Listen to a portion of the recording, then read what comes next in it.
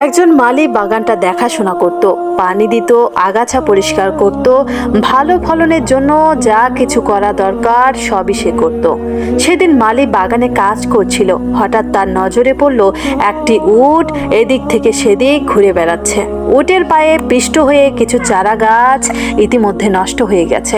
এই অবস্থা দেখে মালি রেগে যায়, সঙ্গে সঙ্গে উটটিকে তাড়ানোর উদ্দেশ্যে উহার প্রতি একটি পাথর নিক্ষেপ করে। উটটিকে মেরে ফেলার কোনো ইচ্ছা মালির ছিল না। তার নিক্ষেপিত পাথরটি উটটির ঠিক বুক বরাবর প্রচন্ড বেগে আঘাত হানে। এতে ছটফট করতে করতে উটটি মারা যায়। মালি ভয়ে কাঁপতে থাকে, এক অজানা আশঙ্কায় তার বুক ধুরুধুরু করে, চেহারায় ফুটে ওঠে উৎকণ্ঠার ভাব।